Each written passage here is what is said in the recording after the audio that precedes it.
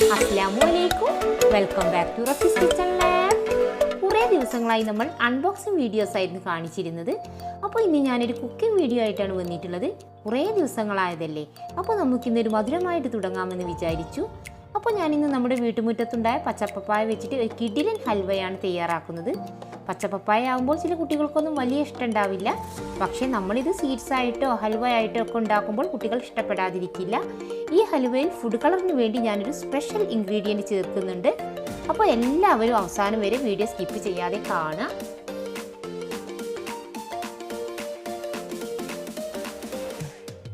ഇപ്പോൾ നിങ്ങൾ വിചാരിക്കുന്നുണ്ടാവും ഹൽവ ഉണ്ടാക്കുമ്പോൾ എന്തിനാ ഈ വാഴയില എന്നൊക്കെ. ഇത് ഞാൻ വഴിയെ പറഞ്ഞു തരാം കേട്ടോ. ഹൽവയിലേക്കുള്ള ഇൻഗ്രീഡിയൻസ് ഒക്കെ റെഡിയാക്കി വെച്ചിട്ടുണ്ട്. മെയിനായിട്ട് നമുക്ക് പച്ചപ്പപ്പായ ആണല്ലോ വേണ്ടത്. അപ്പോൾ ഈ ഒരു പപ്പായയുടെ പകുതി വെച്ചിട്ടാണ് നമ്മൾ ഹൽവ തയ്യാറാക്കുന്നത്. ഇനിയാണ് നമ്മുടെ വാഴയില വെച്ചിട്ടുള്ള കളി.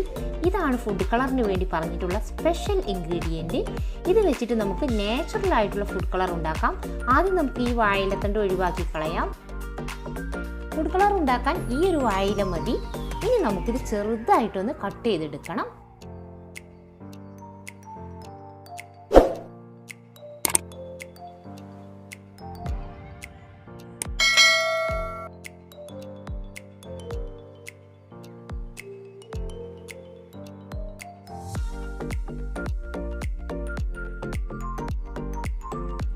അങ്ങനെ നമ്മൾ വാഴയിലയെല്ലാം കട്ട് ചെയ്ത് കഴിഞ്ഞു.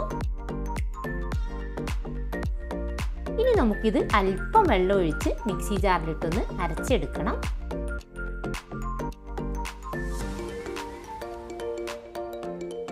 അങ്ങനെ നമ്മൾ വാഴയിലയെല്ലാം അരച്ചെടുത്തു.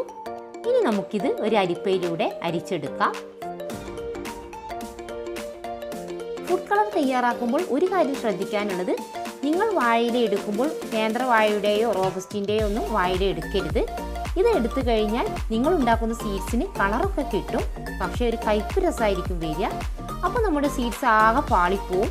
അപ്പോൾ നിങ്ങൾ ഈ കാര്യം പ്രത്യേകം ശ്രദ്ധിക്കണം കേട്ടോ. ഇപ്പോൾ ഫുഡ് കളറൊക്കെ റെഡിയായി കഴിഞ്ഞു. ഇനി നമുക്ക് ഹൽവ തയ്യാറാക്കാൻ തുടങ്ങാം.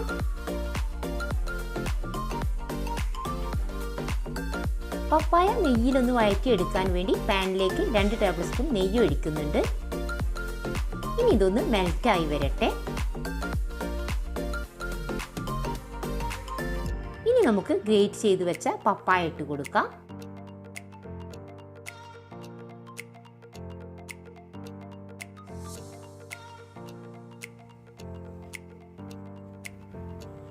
ഇനി ഈ പപ്പായ നെയ്യിൽ കിടന്ന് നന്നായി വഴന്ന് വരട്ടെ.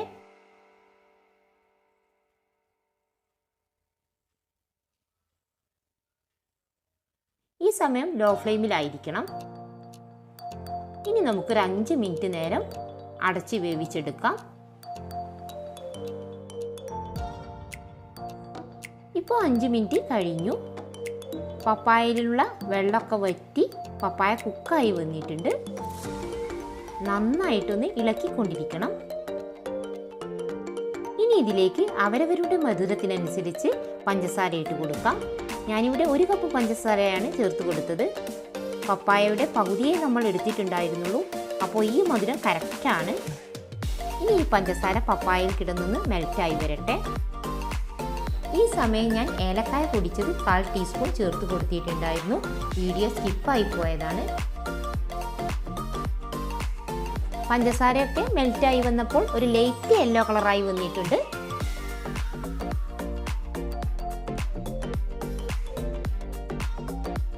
ഇനി നമ്മൾ നേരത്തെ മാറ്റി വെച്ച ഫുഡ് കളറിലേക്ക് ഒരു 1/4 കപ്പ് കോൺഫ്ലവർ ചേർത്ത് കൊടുക്കണം.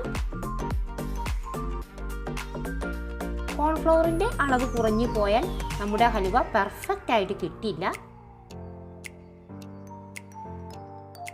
ഇനി ഇതൊന്ന് നല്ല പോലെ മിക്സ് ആക്കി എടുക്കണം.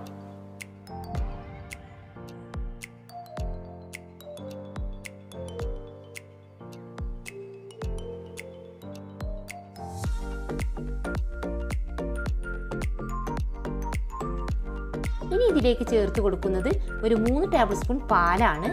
ഇതും കൂടി ഒന്ന് മിക്സ് ആക്കി എടുത്തതിന് ശേഷം ഈ പപ്പായയിലേക്ക് ഒഴിച്ചു കൊടുക്കാം. കണ്ടില്ലേ നമ്മുടെ നാച്ചുറൽ ഫുഡ് കളർ എന്ത് ഭംഗി കാണാൻ. ഇങ്ങനെ നാച്ചുറലായിട്ടുള്ള ഫുഡ് കളർ നമ്മൾ യൂസ് ചെയ്യുന്നതെങ്കിൽ നമ്മുടെ കുട്ടികൾക്കും മുതിർന്നവർക്കൊക്കെ പേടിക്കാതെ തന്നെ കഴിക്കാൻ പറ്റും. നല്ല കളറും കിട്ടും. പിന്നെ എന്തിനാണ് നമ്മൾ പുറത്തുനിന്ന് ഫുഡ് കളറൊക്കെ വാങ്ങി വെറുതെ നമ്മുടെ ബോഡി ചീത്തയാക്കുന്നത്?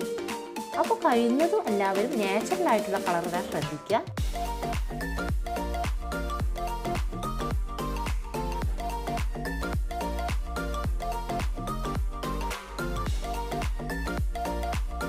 ഇനി ടേസ്റ്റിന് വേണ്ടി ഹലുവയിൽ ഇടയ്ക്കിടെ കടിക്കാൻ വേണ്ടി ഒരു 1/4 കപ്പ് ബദാമും 1/4 കപ്പ് കാഷ്യൂ നട്ട്സും 2 ടീസ്പൂൺ വെളുത്ത എള്ളും 1 ടീസ്പൂൺ നെയ്യും കൂടി ചേർക്കുന്നുണ്ട്.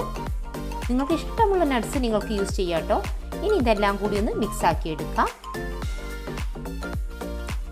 പപ്പായ വെച്ചിട്ടുള്ള ഒരു ഹലുവയാണെന്ന് പറയത്തില്ല, നല്ല കിടിലൻ ടേസ്റ്റ് ആണ് കേട്ടോ. ഇപ്പോൾ നമ്മുടെ ഹലുവ ഏകദേശം ഡ്രൈ ആയി വരുന്നുണ്ട്. ഹൽവ തയ്യാറാക്കുമ്പോൾ എപ്പോഴും നോൺ സ്റ്റിക്കിൻ്റെ പാൻ എടുക്കാൻ ശ്രദ്ധിക്കുക. എന്നാൽ നമുക്ക് ഇളക്കിയെടുക്കാൻ പ്രയാസം വരില്ല, പിന്നെ അടിയിൽ പിടിക്കത്തുമില്ല. പാനിൽ നിന്ന് വിട്ടുവരുന്ന പരുവമായിട്ടുണ്ട്. ഈ ഒരു രീതിയിലാണ് നമുക്ക് ഹൽവ കിട്ടേണ്ടത്. പാനിൽ നിന്ന് വിട്ടുവരുന്ന പരുവമാവുമ്പോഴാണ് നമ്മുടെ ഹൽവ പെർഫെക്റ്റ് ആവുന്നത്. അങ്ങനെ നമ്മുടെ ഹൽവ റെഡി ആയിട്ടുണ്ട്. ഇനി നമുക്ക് ഫ്ലെയിം ഓഫ് ചെയ്യാം. ഇനി നമുക്കിത് സെർവിങ് ട്രേയിൽ അല്പം നെയ്യ് സ്പ്രെഡ് ചെയ്ത് ഭംഗിക്ക് വേണ്ടി അല്പം കാഷ്യൂ നട്ട്സ് ഇട്ടുകൊടുത്ത് ട്രേയിലേക്ക് മാറ്റാം. എന്നിട്ട് നന്നായിട്ട് പ്രസ് ചെയ്ത് ഒരു സ്പാച്ചിൽ വെച്ച് ലെവൽ ചെയ്തെടുക്കണം. കണ്ടില്ലേ ഇതിൻ്റെ കളറ്? ഇത് കണ്ടാൽ പുറത്തുനിന്ന് വാങ്ങുന്ന ഫുഡ് കളറാണെന്നേ പറയൂ. ഇനി നമ്മുടെ ഹൽവ നന്നായിട്ടൊന്ന് തണുത്തതിന് ശേഷം കട്ട് ചെയ്തെടുക്കണം. ഫ്രിഡ്ജിൽ വെച്ച് തണുത്ത് കഴിക്കുമ്പോഴാണ് ഈ ഹലുവയുടെ ടേസ്റ്റ്. അപ്പോൾ നിങ്ങളെല്ലാവരും ഇതൊന്ന് ട്രൈ ചെയ്ത് നോക്കണം. വളരെ ടേസ്റ്റിയാണ് ഈ ഹലുവ. അധികം ആളുകളുടെ വീട്ടിലും പപ്പായയും വാഴയിലയൊന്നും ഉണ്ടാവാതിരിക്കില്ല. ഉള്ളവരാണെങ്കിൽ ഈ ഹലുവ ഒരിക്കലെന്നെങ്കിലും ഉണ്ടാക്കി നോക്കണം.